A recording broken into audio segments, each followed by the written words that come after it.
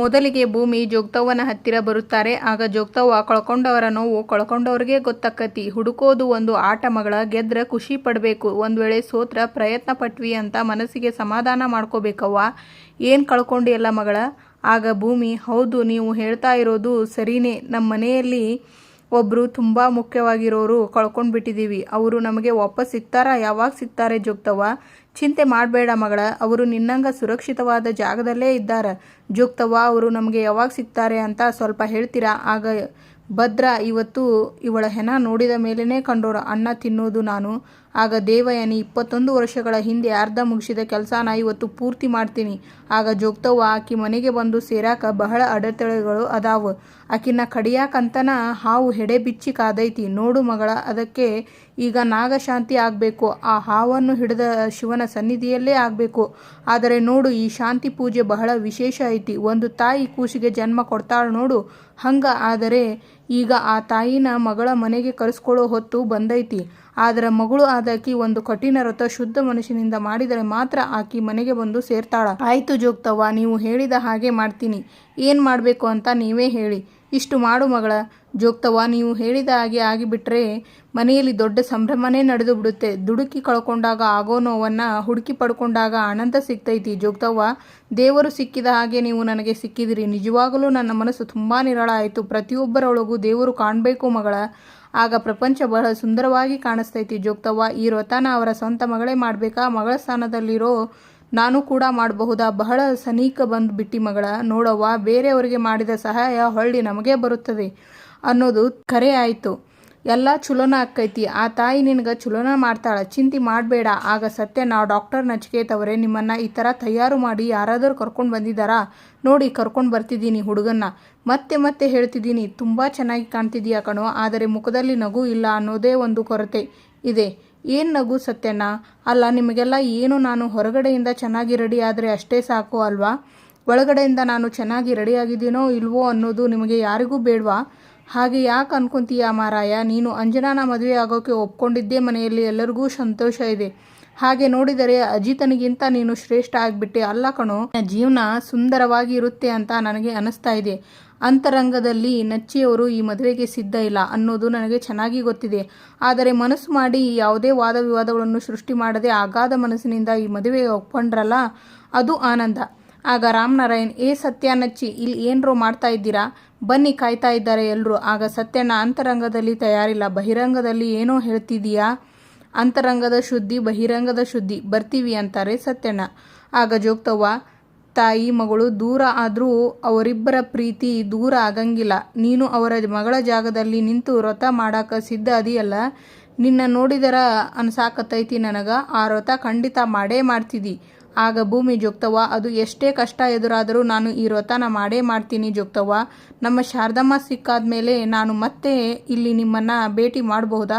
ಸುಖದಾಗ ಬಂದು ನೀನು ನನ್ನ ಕಾಣಬೇಕು ಅನ್ಕೊಂಡಲ್ಲ, ಅಷ್ಟು ಸಾಕು. ನೋಡು ಮಗಳ, ಮುಂದೆ ನಿನಗೆ ಎಂಥ ಕಷ್ಟ ಬರಲಿ, ನನ್ನಂಗ ನಿನಗ ಯಾರು ಸಿಗ್ತಾರ. ಇನ್ನೊಬ್ಬರ ಒಳ್ಳೆಯದಕ್ಕೆ ನೀನು ಕಷ್ಟಪಟ್ಟು ಅವರಿಗೆ ಸಹಾಯ ಮಾಡೋಕೆ ಹೊಂಟಿಯಲ್ಲ, ಆ ಜಗನ್ಮಾತೆ ನಿನಗೆ ಒಳ್ಳೆಯದೇ ಮಾಡೇ ಮಾಡ್ತಾಳವ್ವ. ಆಗ ಅಜಿತ್ ಬಂದು, ಭೂಮಿ, ಇಲ್ಲೇನು ಮಾಡ್ತಾ ಇದ್ದೀಯಾ? ಎಲ್ಲರೂ ಕಾಯ್ತಾ ಇದ್ದಾರೆ, ಬಾ ಬೇಗ. ಸಾಹೇಬ್ರೆ, ಬನ್ನಿ ಇಲ್ಲಿ, ಕೈ ಮುಗಿರಿ. ಜಗತ್ತು ಬಹಳ ವಿಶಾಲ ಐತವ್ವ, ಕಾಪಾಡ್ಕೋ ಅಂತಾರೆ ಜೋಗ್ತವ್ವ. ಭೂಮಿಗೆ, ಸರಿ ಬಾ, ಟೈಮ್ ಆಯಿತು ಅಂತಾರೆ ಅಜಿತ್. ಸ್ಟೇಜ್ ಮೇಲೆ ಪಲ್ಲವಿಯವರು, ಸಂಗೀತಮ್ಮ, ಅಂಜನಾ ಅವರು ಎಷ್ಟು ಚೆನ್ನಾಗಿ ಕಾಣ್ತಾ ಇದ್ದಾರಲ್ಲ. ಆಗ ಸಂಗೀತ, ಹೌದು ಪಲ್ಲವಿ, ನಮ್ಮ ಮಂಜು ಈ ಸೀರೆಯಲ್ಲಿ ತುಂಬ ಮುದ್ದಾಗಿ ಕಾಣಿಸ್ತಾ ಇದ್ದಾಳೆ. ಆಗ ದೇವಯಾನಿ, ಗಂಡು ಹೆಣ್ಣಿಗೆ ನಮ್ಮೆಲ್ಲರ ದೃಷ್ಟಿನೇ ತಾಕುತ್ತೆ ಅನಿಸುತ್ತೆ, ದೃಷ್ಟಿ ತೆಗೆದು ಬಿಡೋಣ. ಆಗ ಅಪೇಕ್ಷಾ, ಮತ್ತೆ ದೃಷ್ಟಿ ಆಗದೆ ಇರುತ್ತಾ? ಎಷ್ಟು ಕ್ಯೂಟ್ ಫೇರ್ ಅವರಿಬ್ರದ್ದು ಅಲ್ವಾ? ದೇವರ ಸನ್ನಿಧಿ ಮೊಮ್ಮಗಳು ಇವತ್ತು ಮನೆ ಸೊಸೆಯಾಗ್ತಿದ್ದಾಳೆ, ಅವಳಿಗೆ ಪ್ರಮೋಷನ್ ಸಿಗ್ತಾ ಇದೆ. ಆಗ ಪುರೋಹಿತರು, ನಿಶ್ಚಿತಾರ್ಥದ ಶಾಸ್ತ್ರಗಳನ್ನು ಶುರು ಮಾಡಬಹುದಾ ಗುರುಗಳೇ? ಗುರುಗಳು ಆಯಿತು ಅಂತಾರೆ. ಆಗ ಪುರೋಹಿತರು, ಗಂಡು ಹೆಣ್ಣು ಮನೆ ಮೇಲೆ ಕುಳಿತುಕೊಳ್ಳಿ, ಇಬ್ಬರು ಈಗ ಮಹಾಗಣಪತಿನ ಪ್ರಾರ್ಥನೆ ಮಾಡ್ಕೊಳ್ಳಿ. ಈಗ ಹಾರ ಬದಲಾಯಿಸಿಕೊಳ್ಳುವ ಸಮಯ. ಮೊದಲು ಹುಡುಗಿ ಹುಡುಗನಿಗೆ ಹಾರ ಹಾಕಬೇಕು. ತಗೊಳಮ್ಮ, ನೀನು ತಗೊಳಪ್ಪ. ಹಾರವನ್ನು ಬದಲಾಯಿಸ್ಕೊತಾರೆ. ನಂತರ ಒಬ್ಬರಿಗೊಬ್ಬರು ಉಂಗುರವನ್ನು ಹಾಕಬೇಕು. ಮೊದಲು ಹುಡುಗ ಹಾಕಬೇಕು ಅಂತಾರೆ. ಆಯಿತು ಅಂತ ಹುಡುಗಿ ಉಂಗುರವನ್ನು ಬದಲಾಯಿಸ್ಕೊತಾರೆ. ಅಶ್ವಿನಿ ಇದನ್ನೆಲ್ಲ ನೋಡಿ ಕೋಪ ಮಾಡಿಕೊಂಡು ಹೋಗ್ತಾಳೆ. ಗುರುಗಳು ಆಶೀರ್ವಾದ ಪಡ್ಕೊತಾರೆ. ನಂತರ ಅಜ್ಜಿ ಆಶೀರ್ವಾದ ಪಡ್ಕೋತಾರೆ. ಇಬ್ಬರು ಸುಖವಾಗಿ ಸಂತೋಷವಾಗಿ ಒಬ್ಬರನ್ನೊಬ್ಬರು ಚೆನ್ನಾಗಿ ಅರ್ಥ ಮಾಡಿಕೊಂಡು ಪ್ರೀತಿಯಿಂದ ಬಾಳಿ. ನೋಡು, ನೀವಿಬ್ಬರು ಸ್ವಲ್ಪ ಗೊಂದಲದಲ್ಲಿ ಇದ್ದೀರಾ ಗೊತ್ತು ನನಗೆ, ಆದರೆ ಅಜ್ಜಿ ಮಾಡಿರೋ ನಿರ್ಧಾರ ಅಂತ ಸಂತೋಷವಾಗಿ ಅದನ್ನು ಒಪ್ಕೊಂಡು ಪಾಲಿಸಿದಿರಲ್ಲ, ಖುಷಿ ಆಯಿತು. ಆಗ ಶ್ರವಣ್ ಅವರು ಕಂಗ್ರ್ಯಾಚುಲೇಷನ್ಸ್, ಜೊತೆಗೆ ಆಟವಾಡಿಕೊಂಡು ಬೆಳೆದವರು ಈಗ ಜೊತೆಯಾಗಿ ಜೀವನ ಪಾಠವನ್ನು ಕಲಿಯುವುದಕ್ಕೆ ಶುರು ಮಾಡ್ತೀರಾ. ಕಷ್ಟ ಸುಖ ಏನೇ ಬರಲಿ ಹೀಗೆ ಜೊತೆಯಾಗಿ ಇರಬೇಕು, ಅದೇ ದಾಂಪತ್ಯ. ಆಗ ಅಪೇಕ್ಷಾ, ಅಂತೂ ಇಂತೂ ಎಂಗೇಜ್ಮೆಂಟ್ ಆಯಿತು, ಆದಷ್ಟು ಬೇಗ ಮದುವೆನೂ ಆಗಿಬಿಟ್ರೆ ಅಷ್ಟೇ ಸಾಕು. ಆಗ ಅಜಿತ್, ಎಲ್ಲರಿಗೂ ಖುಷಿ ಕೊಡುವ ನೀನು ನಿನ್ನ ಜೀವನದಲ್ಲಿ ಖುಷಿ ಇರಲಿ ಅಂತ ಕೇಳ್ಕೊತೀನಿ. ಆಗ ಭೂಮಿ, ಮೈದು ಯಾವಾಗಲೂ ಖುಷಿಯಿಂದ ಇರಬೇಕು. ಅಂಜು, ನನ್ನ ಮೈದು ಖುಷಿಗೆ ನೀನು ಕಾರಣ ಆಗಬೇಕು. ಆಗ ಪಲ್ಲವಿ, ಇಬ್ಬರು ಖುಷಿಯಾಗಿ 100 ಕಾಲ ಚೆನ್ನಾಗಿರಿ. ಆಗ ಗುರುಗಳು, ಹೋಗಿ ದೇವರ ದರ್ಶನ ಮಾಡಿ ಆಶೀರ್ವಾದ ಪಡೆದುಕೊಂಡು ಬನ್ನಿ. ಆಗ ಶ್ರವಣ್, ಅರ್ಚಕರೇ ಗಂಡು ಹೆಣ್ಣಿನ ಹೆಸರಿನಲ್ಲಿ ಅರ್ಚನೆ ಮಾಡಿಬಿಡಿ.